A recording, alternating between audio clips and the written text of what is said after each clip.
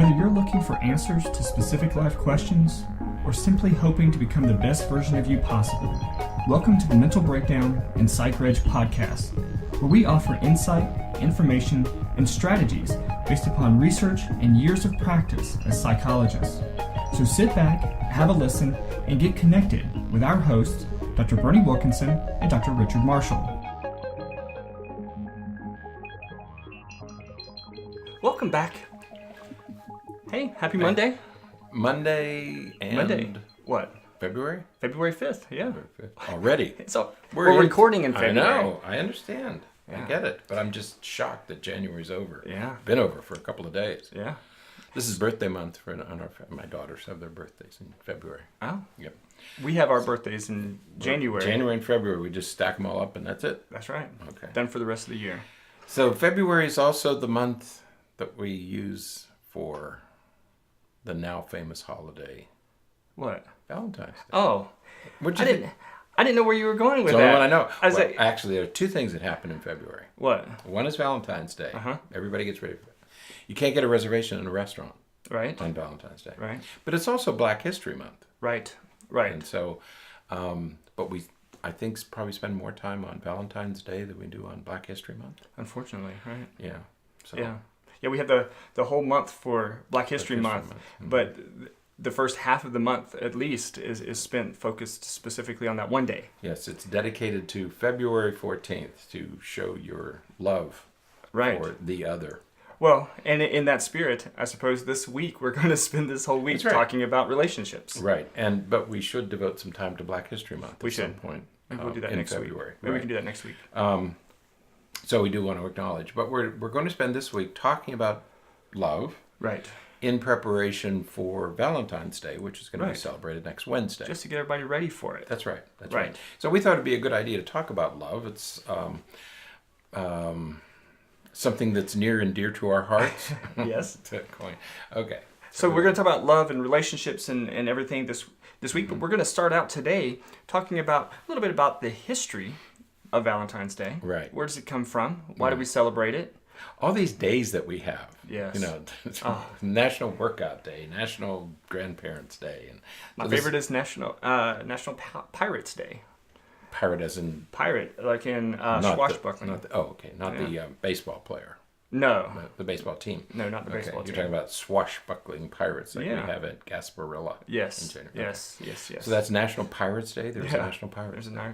I think there's also a National Waffle Day. Is that really? Which would be great. We should probably keep track of those. I know there's a Donut Day, and there's Pie Day. Well, that's coming in March, right? Yeah, March 14th. Right. So that's a great day. Right. So these days, the cynics around us say that all these days are just are ways for people to make money, like card companies and Hallmark cards and all that to make money. But be that as it may, it's still it's an event. It's still a day that you get in trouble for if you don't get certain people a gift. You don't have to like it, but if you don't do anything, you're going to be in trouble. So let's talk about that a little bit. In that spirit, let's venture forth and talk about love and relationships. Yeah. So we're going to start out this week with love and relationship. Again, talking about a history of Valentine's Day, and we're talking about the history of Valentine's Day really for you, because for me? you are a history guy. You're talking about for me or for you? Oh, okay. because you enjoy history, you enjoy I enjoy context. I like to put everything in a context. Valentine's Day. Where did this come? Why do we have this thing? Right. Yeah. And whenever I see anything or hear anything, I like to put it in some historical context. Right. And see.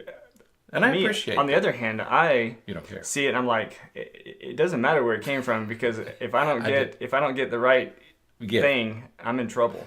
That's right. Doesn't matter why. It just matters I'm gonna be in trouble. Every holiday is a pragmatic decision. That's right. Just stay out of trouble. Am I gonna get in trouble or am I not gonna get in trouble? Staying out of the doghouse. That's right. Okay. So we're gonna talk a little bit about the history today. Okay. And it is a fascinating history, because much like most of our holidays, if we're going to grossly refer to it as a holiday, because it's not really a holiday. It's not technically a holy day, which is where holiday comes from. It's a day to recognize and to acknowledge and to think about people that we care about. That's right. That's right. That we should be doing that every day. And many of our holidays, though everybody doesn't like to think about that, many of our holidays have their roots in pagan or other earlier cultures. Right. Right. More secular history.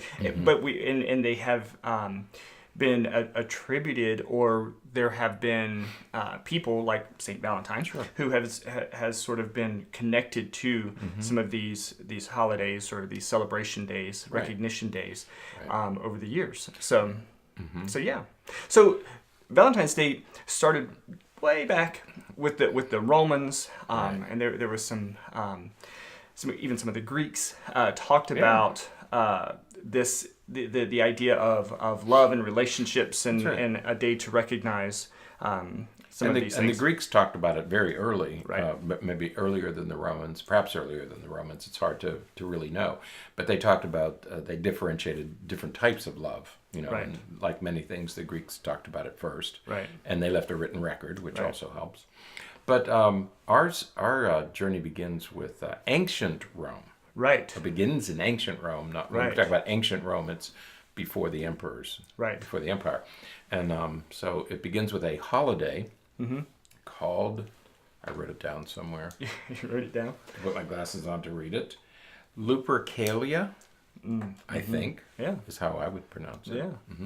Lupercalia. And what is that? I'm glad that you tried to pronounce it, because I saw it and it was, again, one of those things where close as I was could like, get. I'm not sure how to pronounce that. Right. And Lupercalia was an interesting holiday. It was done, as many of these holidays were done, it was done in a season of the year. It was to recognize a season. It was to get the year started, because this was the beginning of the year.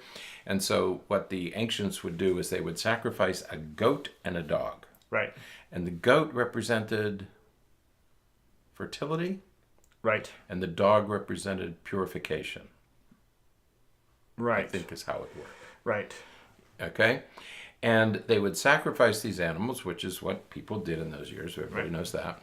And then they would take the hides and they would cut it into strips. Cut them into strips and not use them as whips, but they would rather use them, they would hit people with them, but gently. Right. First, when I first read about this, sort of an anointment type of thing. Right. They aren't flogging people. They were just touching them with these things, because what it would do is it would symbolize that we want you to be fertile and we want purification. Right. Okay, and so this was the beginning of this. That was the beginning of this ancient holiday. Right, and that happened in mid-February, somewhere between the 13th and the 15th of February. Right. And that was a long time ago. Right, that's right. That was before the empire. Right. Okay, and then along come the emperors. Right. And the one who figures most prominently is Claudius II. Right. And as luck would have it, he executes two guys.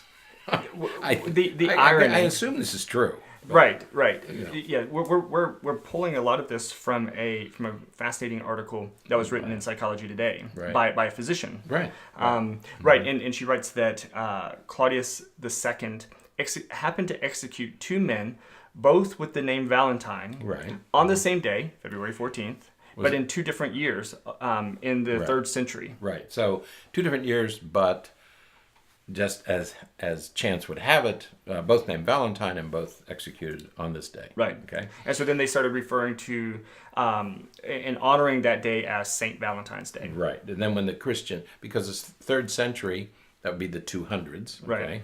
And in the next century, Christianity became the official religion. Right. And so, in honor of those men who were, at least one of them, who was later canonized. Right. Then we began to celebrate St. Valentine's Day, which just happened to coincide with Lupercalia.